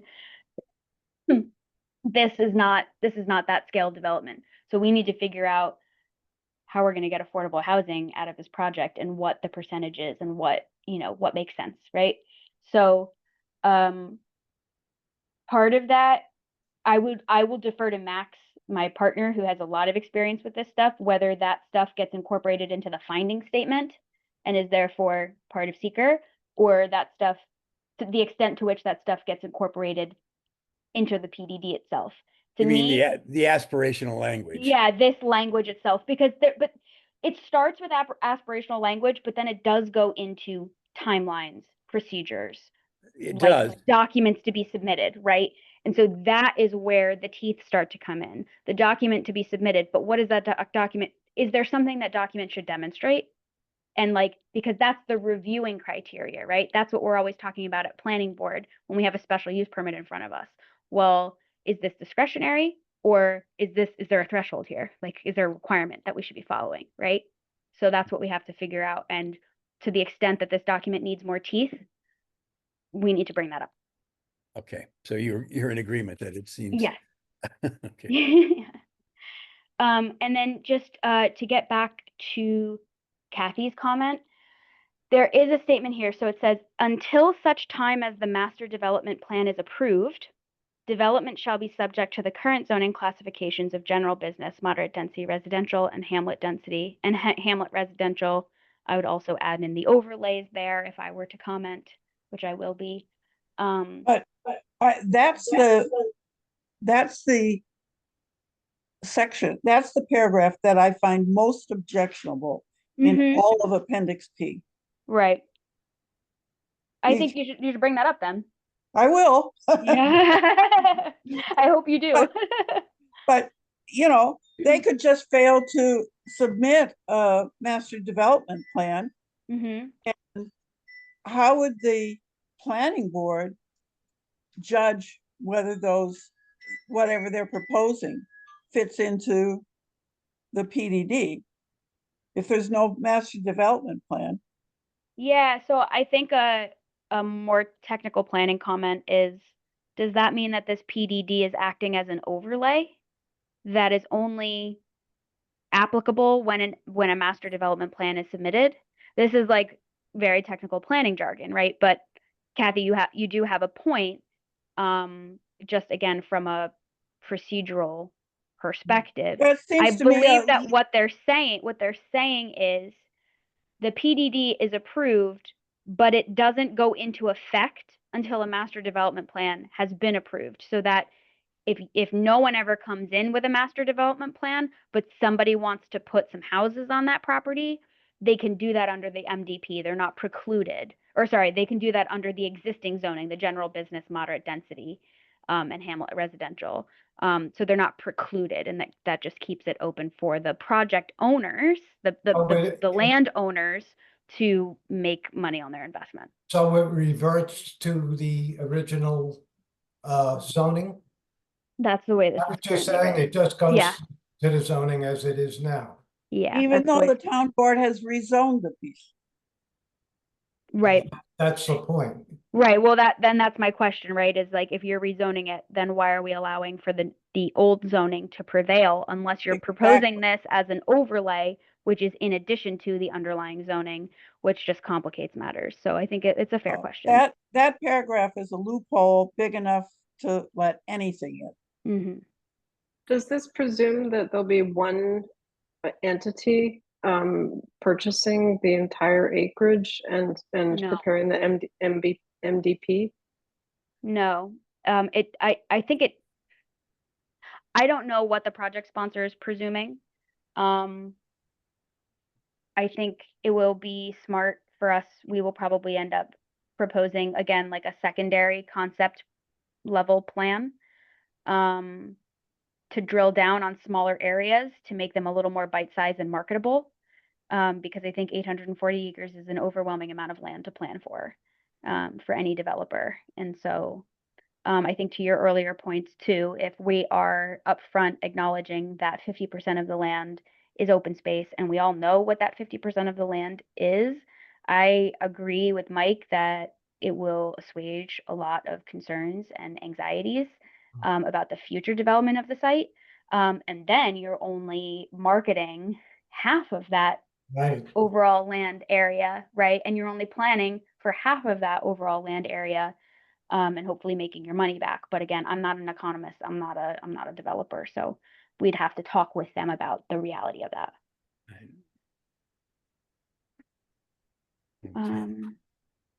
Will the public have access to the written public comments, or only the town board and consultants? Yeah. So no, the public will have access to the written public comments once the final GEIS is circulated.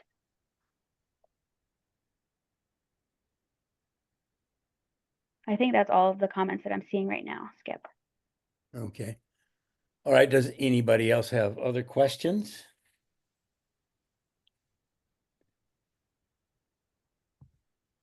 Really appreciate Adriana? Mm-hmm. All right.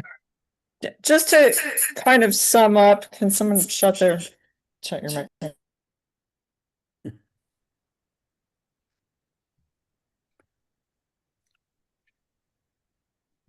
Michelle? Can you hear me now? Yes.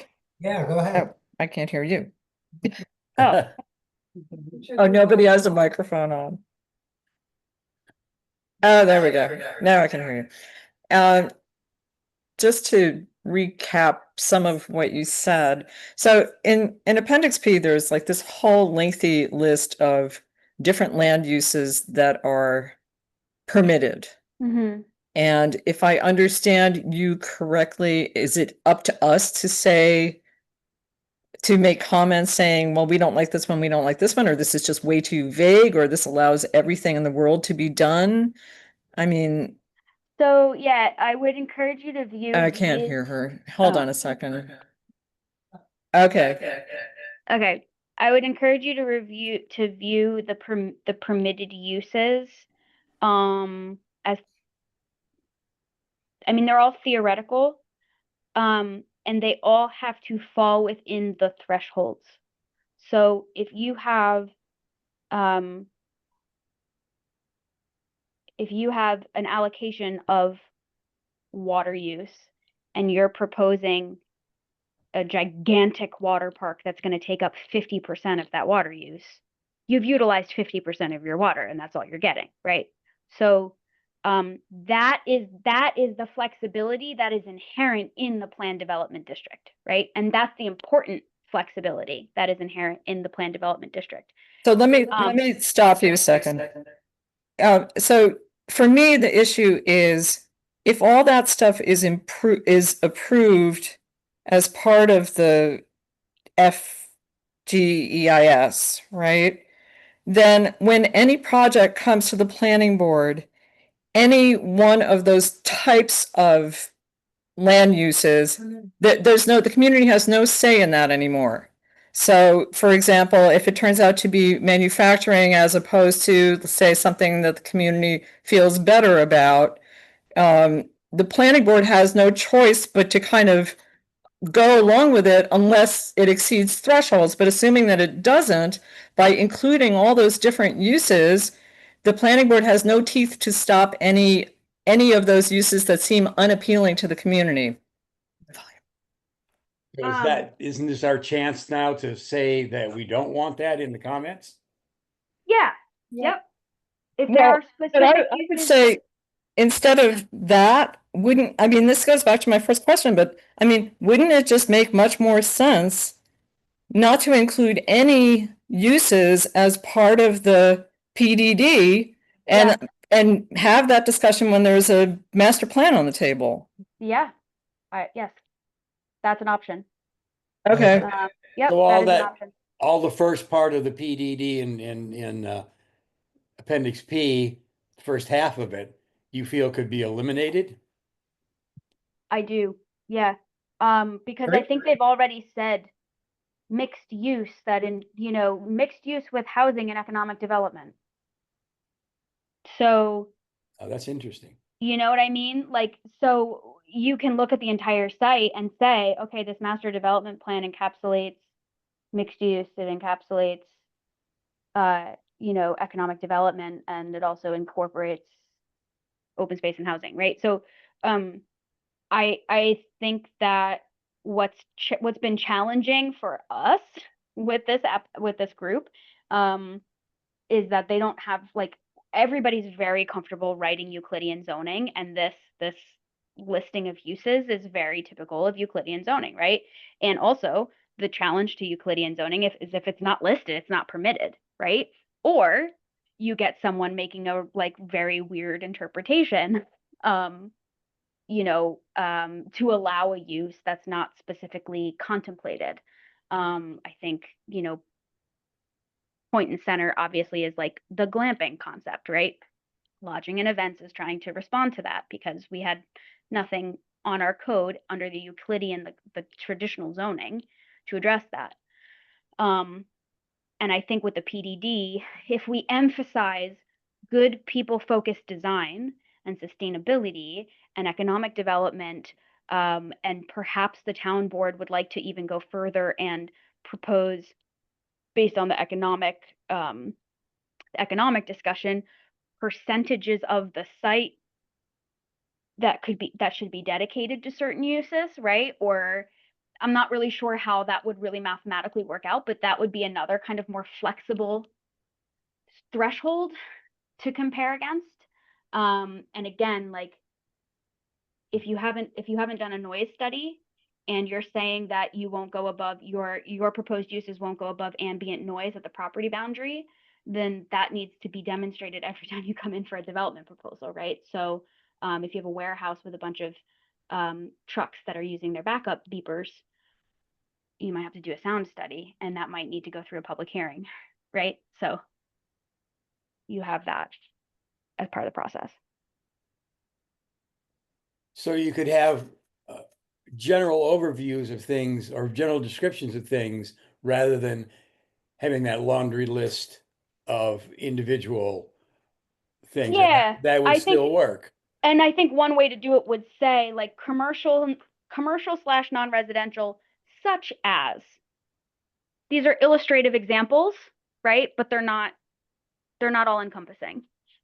I'm unclear whether this is read as a such as, like for examples, or if this is a definition, or if these are like actual uses. I don't know if that's understood. You know, the aquifer protection zone, they list what you can't do. Right.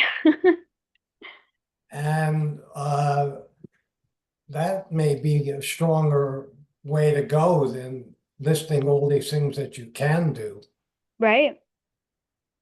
Yeah. There's precedent for that. Yep. For sure.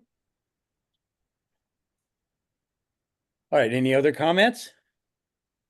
Questions? Observations? Janet? Or is she waving goodbye? Are you No, waving? no, Or you... I'm raising my hand. Okay. How Okay. many, my question started out to be, how many comments on a given issue need to be received for them to be taken into consideration? One. 1, 3, Yeah. 300? All comments need to be given consideration. They're either considered, they either warrant a response or they just get added. They're addressed, but they're added to the end of the appendix. So for example, someone who said, this whole site needs to be open space. I don't know what you all are doing. This is absolutely ridiculous. I do not support this project. The FEIS will say, the following comments were received, we received the following comments from the following people indicating that they do not support the project. And then they would list the people, right? Or they would, X number of people, right? Those can be found in the appendix. But to address a substantive comment, it should be on the facts, the analysis, the outcomes of the project. So everything that we've talked about so far, to me, would warrant a substantive response. And can comments be more or less identical? Like, can 50 people send in virtually the same comment? Does that have weight? No. Well, not to the project sponsor, but it might to the town board, it might to the lead agency. Okay. And if a large percentage of people don't support the project, how big does that number have to be before the project is done? I don't think, 17,000. I think because there are landowners involved in this, the landowners needs need to be involved in this process, unfortunately. So I think we're talking about building consensus. Okay. So Elizabeth has a question about the size of an amphitheater. So is that a substantial question that one of the listings in the laundry list is an amphitheater, gives no numbers on how big it is? So a substantive question would be on the size of the amphitheater or on the amphitheater itself? There's no, Both, I think you could ask the question about, I believe the use of the amphitheater was included in the traffic study because that was part of their initial kind of concept development proposal. So again, did they give a number on the size though? I think that's, I don't remember. I think they did. Things have changed so much since 2022. Right. But yeah, I think they did give but again, it's a conceptual seat. So what we're really looking at is in the DGEIS is like, all right, that 5,000 seat capacity for a public auditorium or a public, amphitheater. What are the traffic impacts of something like Right. that? And how does that differ from a comparable number of residential units? And at what point are we talking about improvements to like DOT right-of-way infrastructure, right? And what does that look like, and how do we get there? Like that's the important thing, right? So that we know that when traffic impacts get to this threshold, we need to start talking about infrastructure improvements in this area. I feel like I got a little bit off base on that, but yes, you can question the wisdom of it.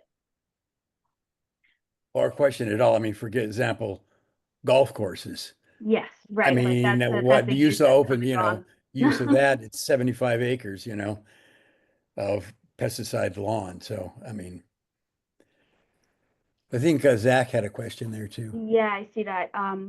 He says he's having an issue with unmuting himself, but in the most recent DGEIS, it states that the original project for the proposal for the outdoor adventure park has been removed.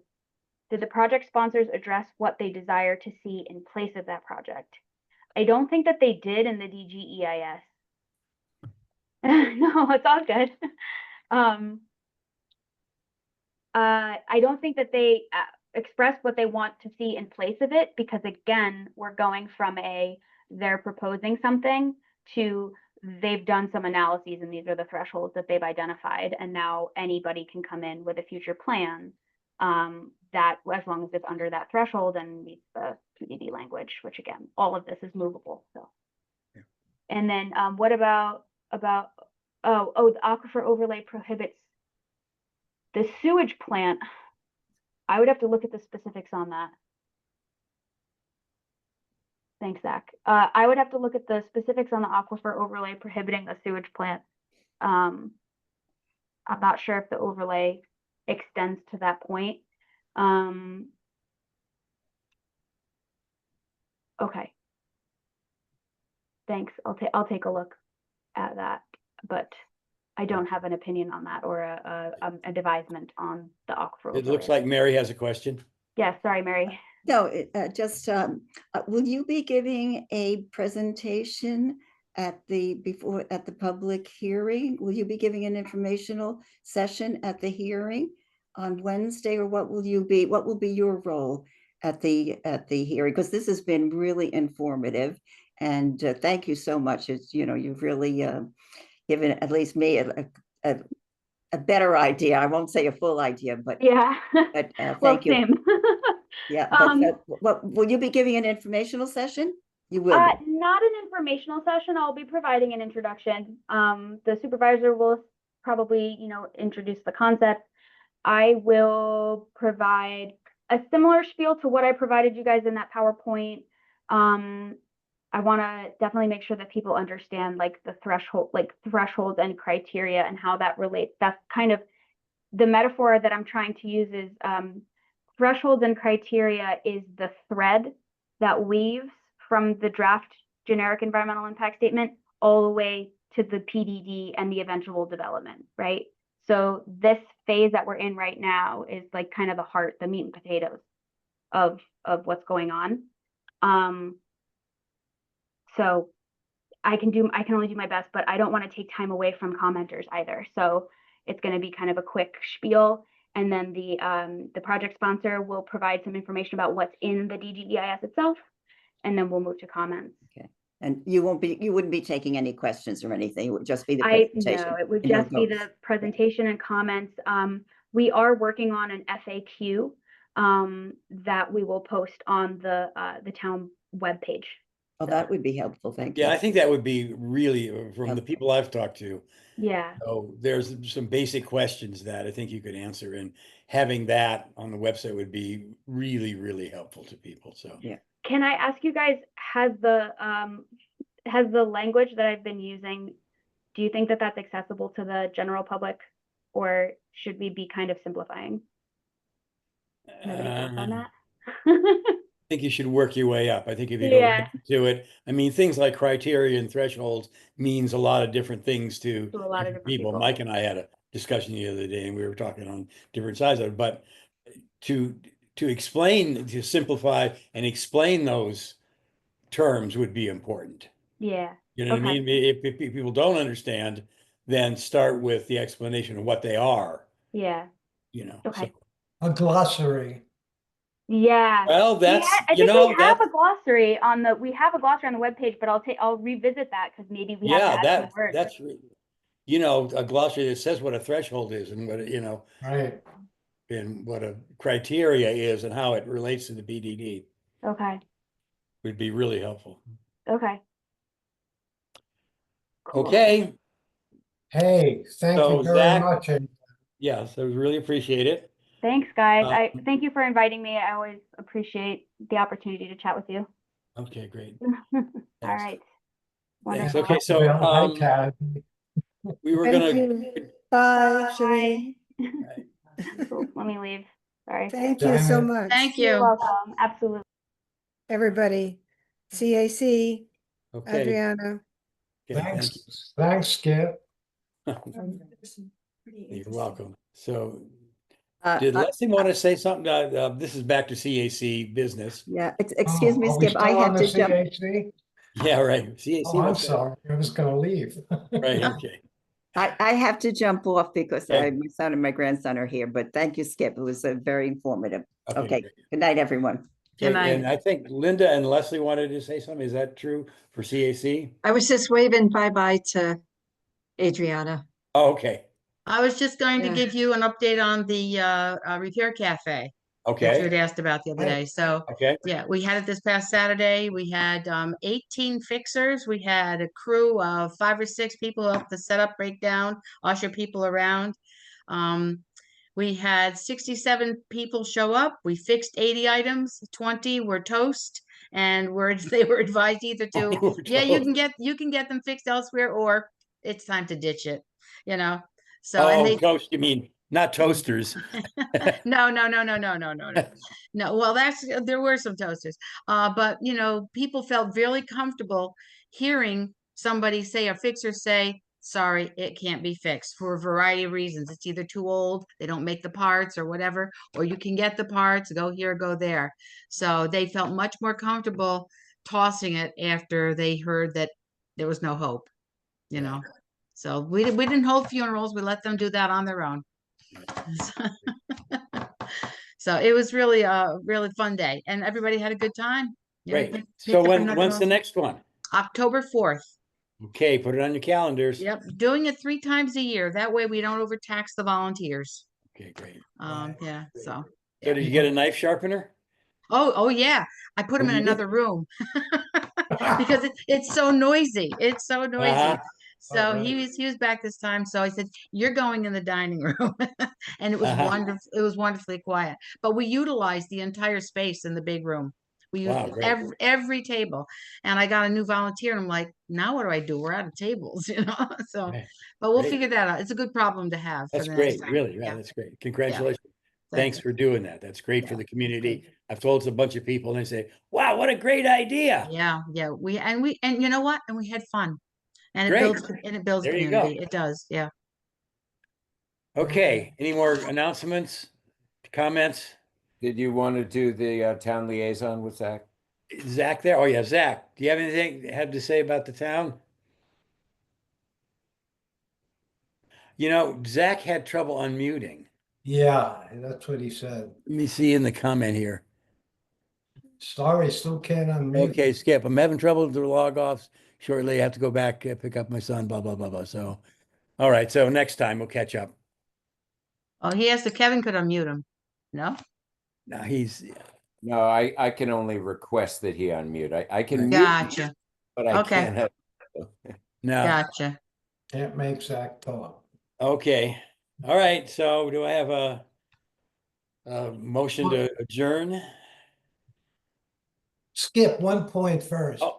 It really sounds like this hearing, just my opinion, is not going to be much. It'll, there'll be a lot of people, short amount of time, and maybe some, I can't stand it, I want, blah, blah, blah, Right. We have to, as a CAC, really get our written input Yes, together. I think that's where it all happens. I The agree. hearing is really, I don't know. It doesn't seem like a place where stuff is going to get done. Right. That's my opinion. Right. Well, Not enough I time. should have brought that up and say, I talked to Mary a little bit about it. She says, well, we should make a presence there, but it's show. It's not, it's what we're going to write down in a comment is much more important and much more well thought of. Unless we have a What written would we stuff say that anyway submit. right now? Because we haven't agreed on any comments, which I would like people to start developing. Mhm. We didn't do that before, so we should, now that we've heard from Adriana, about this, let's Uh-huh. form some questions, let's form some comments that we can submit officially. Comments and questions as well, not just, Well, I yeah, mean, both. I guess they could be questions, but Mhm. for the hearing, for the input, they need to be our opinion on this PDD and what we should want in it and what we don't. But I also recall Adriana saying that questions are good to hear as well, because that gets, the Okay, thinking okay. going. Definitely Yeah. ask a question. Okay, Yeah. okay. Yeah. But anyway, we should all concentrate on that and come up with some stuff, and we can do a group email and like refine them. There's another public hearing that we could show at if we want to, but it's going to take a while to do that, and we have less time than you think. Yeah. And to refine them all would be very important. So, your homework is develop some kinds of comments or questions. Oh, we've talked a lot about open space. We have, we should and be I'm able to give still in a them good thing. quandary. We talked Still in a about quandary about that. gas emissions. We should be able to give them something specific. Yeah. Right, and the whole concept of thresholds and how they're, determined, and what level they should be. Like again, they use the worst case scenario as the thresholds. So, what's a threshold that's the worst it could be? I mean, that's not what you want to set your goals on. So, anyway, does anybody have any ideas about a verbal way to describe open space? Every time Stephen and I tried to do it, every word we use is, well, if we use that word, then we're not going to be able to do this. So, contiguous, unfragmented always comes to mind. But does it actually have to be contiguous? I mean, I could see a large area and then a couple of small areas that weren't connected. I think that's something you need to throw out to everybody, let them think about and respond to, and then you pull together everything and come up with our position. I just threw it out. Yeah, but I mean, by email too, because you don't have everybody here now. Right. Yeah. Yeah. Well, I'm throwing it out to you guys, so you're the stalwarts that waited. So anyway, okay. Okay. And I won't be there on Wednesday, but I'll definitely be there in July. So. Okay. All right. So. Thanks, Skip. Okay. See you Thank all. you, Skip. Okay. Bye-bye. Good night. Yep. Bye-bye.